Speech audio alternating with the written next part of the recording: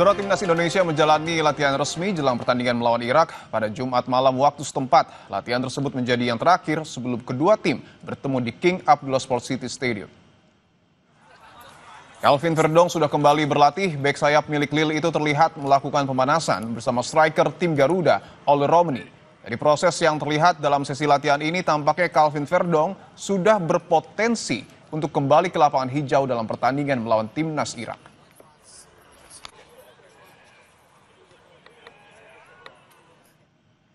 Melalui akun Instagramnya hari ini, pelatih timnas Patrick Kluivert mengunggah foto bersama pemain timnas. Mantan pemain Barcelona ini juga menuliskan kata-kata sebagai berikut. Kami bertanding untuk negeri ini, bersama kita bangkit, bersama kita percaya. Selama kita percaya tak ada yang mustahil. Kita jatuh, bangkit, kita lawan lagi. Itulah semangat Garuda.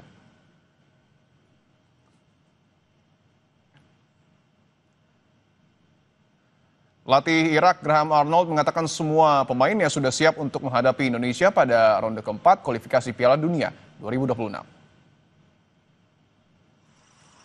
Ia juga berpesan kepada pemainnya fokus pada pertandingan melawan Indonesia dan tak memikirkan laga kedua menghadapi Arab Saudi. Irak sedang memperjuangkan kelolosan Piala Dunia pertama sejak tahun 1986.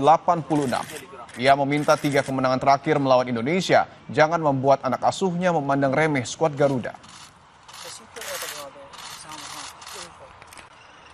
Look, I think if I have to give it a rating out of 10, I would say we're 10.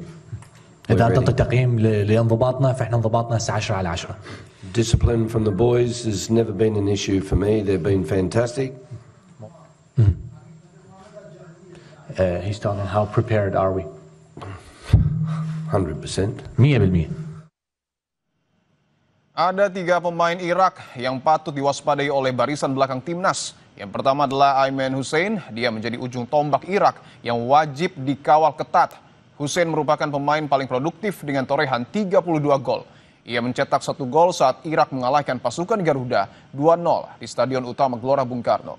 Yang kedua ada nama Ali Yasim. Setiap jumpa Indonesia di kualifikasi Piala Dunia 2026 dan Piala Asia 2023, aksi Yasim selalu merepotkan.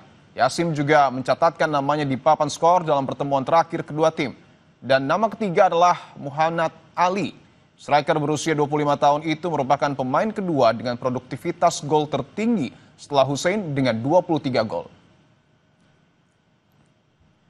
Skuad Garuda bakal tampil habis-habisan menghadapi Irak di putaran keempat kualifikasi Piala Dunia 2026 zona Asia. Lalu bagaimana peluang timnas nanti? Kami akan membahasnya dengan wartawan harian Kompas dan analis sepak bola Iksan Mahar dan mantan pemain timnas Indrianto Nugroho. Bung Iksan, Bung Indrianto, selamat petang semua. Selamat petang. Baik, saya ingin ke Bung Iksan dulu. Bung Iksan, catatan Anda untuk timnas Indonesia ketika melihat pertandingan melawan Arab Saudi apa saja? Ya, yang jelas seperti yang sudah kita banyak diperbincangkan. Pertama soal pemilihan pemain, yang kedua juga bagaimana pendekatan taktikal yang dilakukan oleh pelatih Patrick Kluivert. Tapi di sini saya juga bisa menyoroti banyak yang berharap bahwa timnas akan bermain lebih menyerang melawan Irak. Tapi menurut saya ini malah bisa menjadi bumerang sendiri buat kita. Kenapa? Karena Irak bersama Graham Arnold mereka akan bermain lebih pragmatis karena kita tahu terakhir mereka seperti melawan Oman di kualifikasi Piala Dunia terakhir, mereka mengunci kemenangan 1-0 dan mengunci tiket ke putaran keempat melalui permainan yang sangat pragmatis, dan melawan Thailand pun kemarin di Piala Raja bulan lalu seperti itu. Jadi bermain menyerang pun tidak ada jaminan kita akan bermain dan bisa menang lawan mereka. Intinya bagaimana bisa menghadirkan taktik yang benar-benar baik, seimbang antara bagaimana kita bisa bermain bertahan begitu menyerang. Terutama kemarin melawan Saudi kita sangat buruk ketika sudah unggul dan kita bermain bertahan. Tidak ada transisi positif yang cukup apik seperti kita lihat dulu di eranya Sintayong, 1-2-3 sentuhan yang sangat cepat serangan bisa sampai ke sepertiga pertahanan lawan.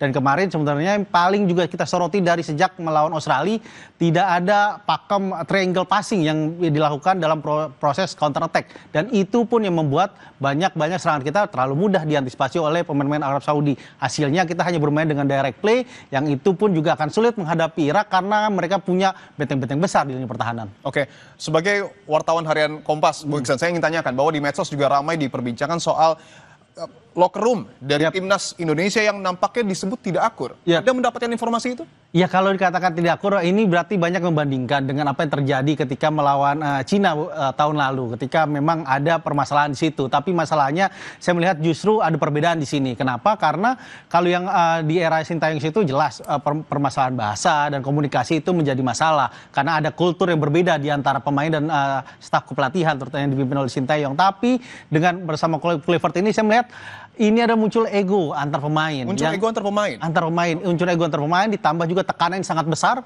karena mereka harus lolos sama-sama ke Piala Dunia, dan itu membuat akhirnya ada friksi, ada ketika pemainnya tidak perform baik, dan itu dilihat di lapangan. Ada beberapa, kita juga kemarin lihat langsung di lapangan bagaimana ketika Tom Haye baru masuk, dia ada diskusi yang itu juga cukup seperti perdebatan bersama Kevin Dix, akhirnya Jazz menjadi penengah di pertandingan. Jadi memang terlihat ada ego antar pemain yang itu menjadi PR. Padahal sebenarnya di tim sekarang ada performance coach yang juga sebelumnya musim lalu melatih Kuwait Eagles, kini bersama di Feyenoord, dan itu sebenarnya tugasnya dia untuk bagaimana menghadirkan kohesi dan chemistry antar tim ini, dan itu belum terjalan di melawan Saudi kemarin. Oke, saya ingin ke Bung Indrianto. Bung Indrianto, apa yang kemudian harus diperbaiki oleh timnas dan skema apa yang nampaknya cocok untuk melawan Irak? Ya, saya tadi dengar dari Mas Iksan juga bagaimana locker room tidak bersahabat, tapi ya saya berharap konflik yang terjadi pada tim kita segera berakhir dan pertandingan malam nanti bisa dimaksimalkan pemain. Saya berharap strategi penempatan pemain harus lebih baik gitu, Mas. Oke. Jadi paling enggak jangan sampai terjadi hal yang terjadi kemarin. Kemarin sudah banyak. Tadi Mas Iksan bilang bagaimana kita menyerang, bertahan, itu masih banyak lubang-lubang di pertahanan kita. Jadi saya berharap di pertandingan lawan Irak kita lebih bisa dominan nantinya. Tapi ya semuanya kembali bagaimana strategi yang dipakai oleh Patrick Kluivert nantinya. Apakah dipakai 3-4-3 atau 4-3-3 lagi. Tapi 4-3-3-nya juga harus pemain yang tepat. Padahal kita kemarin juga 12 menit sudah bisa unggul 1-0. Kenapa? Karena kita cepat beradaptasi dan cepat mengambil inisiatif untuk menyerang. Tapi hanya waktu 4 menit kita kemasukan. Dan itu pun pemain di sisi kanan kita yang dibombardir kemarin. Makanya pertandingan lawan Irak kita harus benar-benar fight. Tidak ada kata menyerah lagi. Tapi semuanya kembali ke strategi yang dipakai untuk pertandingan nanti malam, Mas. Oke, saya ingin ke Bung Iksan. Apakah lebih baik kita menggunakan 3 back atau 4 back? Tapi tahan dulu, kita akan kembali membahas terkait dengan persiapan timnas melawan Irak. Usai jeda, tetaplah di Kompas Petang.